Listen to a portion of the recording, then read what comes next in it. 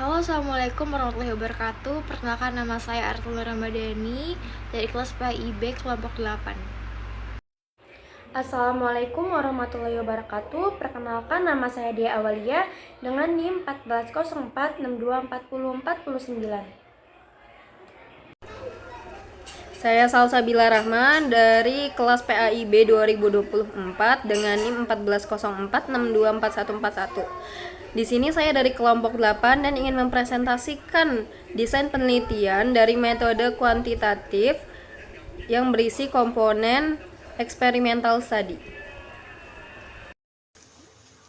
Komponen dari penelitian eksperimen yang pertama adalah partisipan. Partisipan di sini adalah individu atau kelompok yang menjadi subjek dalam penelitian. Yang kemudian individu atau kelompok ini diharapkan akan memberikan informasi dan data kepada peneliti. Lalu yang kedua ada variabel. Variabel adalah segala sesuatu yang bervariasi atau berbeda.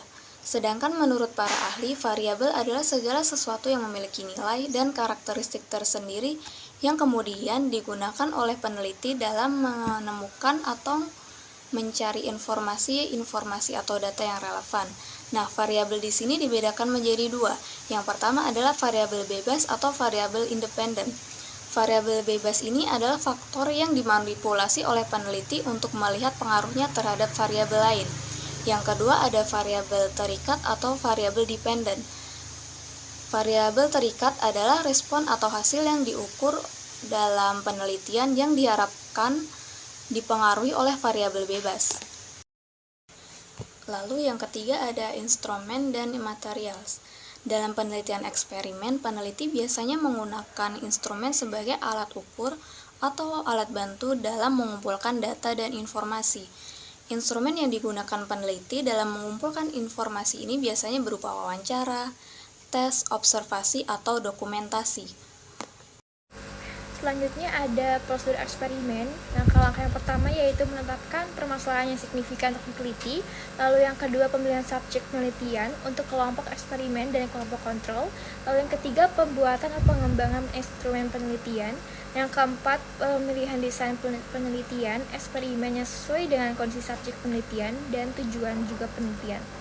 Lalu yang kelima melaksanakan proses penelitian sampai menghasilkan data penelitian tersebut. Lalu yang keenam melakukan analisis data, dan yang terakhir yaitu membuat kesimpulan.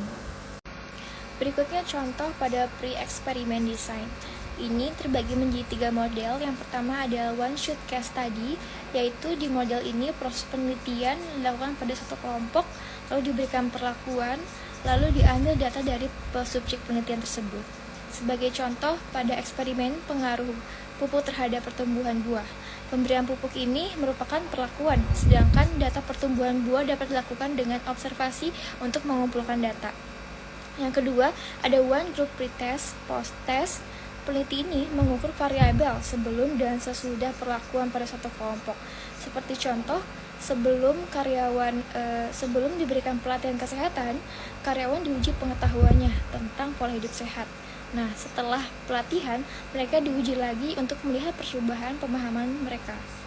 Yang ketiga, ada intake group comparison, yaitu membandingkan satu kelompok yang diberi perlakuan dengan kelompok yang lain yang tidak diberikan perlakuan, tetapi tanpa pembagian secara acak. Seperti contohnya, satu kelas mendapatkan metode belajar baru, sedangkan kelas lain tetap menggunakan metode pelajaran lama. Kemudian, hasil ujian mereka itu dibandingkan seperti itu. Oke, next contoh kuasi eksperimen. Ini dibagi menjadi 2 model. Yang pertama itu time series design dan kedua non-covalent control group design. Yang pertama, time series design ini yaitu mengambil satu kelompok dalam beberapa kali waktu sebelum dan setelah perlakuan diberikan. Seperti contoh, sebelum menerapkan kebijakan kerja di rumah atau yang disebut WFH, perusahaan mengukur produktivitas karyawan selama 3 bulan. Setelah kebijakan WFH diterapkan, produktivitas itu diukur lagi selama 3 bulan berikutnya untuk melihat dampaknya. Lalu yang kedua, ada non-equivalent control group design. Nah, ini tuh dibagi menjadi 2 kelompok. Satu mendapatkan perlakuan dan satu lagi tidak mendapatkan perlakuan. Tapi pembagiannya itu tidak dilakukan secara acak. Seperti contoh, Sebuah sekolah itu ingin menguji efektivitas metode belajar baru. Satu kelas menerapkan metode baru, sementara kelas lain tetap menggunakan metode lama. Lalu hasil ujian kelas masing-masing mereka itu dibandingkan. Seperti itu. Selanjutnya, contoh true experimental design. Dalam desain ini, peneliti dapat mengontrol semua variabel luar yang mempengaruhi jalannya eksperimen. Ciri utamanya yaitu sampel yang digunakan untuk eksperimen maupun sebagai kelompok kontrol diambil secara random dari populasi tertentu. Dalam contoh true experimental design ini terbagi menjadi dua. Yang pertama, pre-test only control design dan pre-test post-test control ground design. Yang pertama, pre-test only control design. Dalam desain ini terdapat dua kelompok yang masing-masing dipilih secara random. Contohnya, terdapat dua kelompok siswa yang dipilih secara random dalam sebuah sekolah. Kelompok pertama diberikan perlakuan X, yaitu kelompok pertama menerima pelajaran di kelas yang berisi AC, dan kelompok yang lain tidak. Kemudian dibandingkan perbedaan prestasi antara siswa yang menerima pelajaran di ruang ber-AC dengan siswa yang menerima pelajaran di ruangan yang tidak ber-AC. Apabila terdapat perbedaan prestasi yang sangat signifikan, maka ruangan ber-AC sangat memberikan pengaruh terhadap prestasi belajar. Selanjutnya yang kedua, pre-test post-test control ground design. Dalam desain ini terdapat dua kelompok yang dipilih secara random, kemudian diberi pretest untuk mengetahui keadaan awal adalah perbedaan antara kelompok eksperimen dan kelompok kontrol. Contohnya, terdapat dua kelompok siswa yang dipilih secara random. Dalam sebuah sekolah, setengah siswa menggunakan media pembelajaran dalam proses pembelajaran pada bidang studi ilmu pengetahuan sosial, dan setengahnya lagi tidak memakai media pembelajaran dalam proses pembelajaran pada bidang studi ilmu pengetahuan sosial. Setelah beberapa bulan kemudian diukur prestasinya. Apabila terdapat perbedaan prestasi secara signifikan, maka penggunaan media pembelajaran pada bidang studi ilmu pengetahuan sosial tidak terlalu berpengaruh. Selanjutnya, contoh single subject design.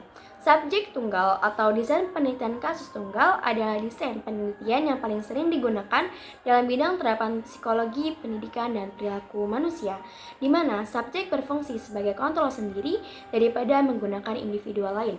Satu subjek desain menyediakan struktur untuk pengembangan individu, bukan kelompok, sedangkan desain identifikasi kelompok variabel terhadap kinerja rata-rata jumlah pengaruh besar siswa.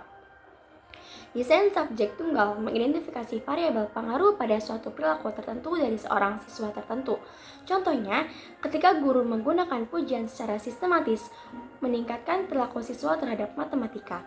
Peningkatan tidak hanya hasil matematika, tetapi juga perilaku akademik dan sosial lainnya dengan banyak siswa yang lebih dekat. Menggunakan replikasi, analisis perilaku secara bertahap, mengidentifikasi prosedur dan teknik yang efektif dengan banyak siswa yang diterapkan. Di lain kemudian dapat menerapkan prosedur dan teknik dengan cukup keyakinan bahwa mereka akan bekerja. Selanjutnya ada validitas. Kata validitas berarti dapat diterima atau absah. Istilah ini mengandung pengertian bahwa sesuatu yang dinyatakan valid atau absah berarti telah sesuai dengan kebenaran yang diharapkan, sehingga dapat diterima dalam suatu kriteria tertentu. Dalam setiap penelitian eksperimental yang berkaitan dengan validitas, internal mengandung beberapa kelemahan.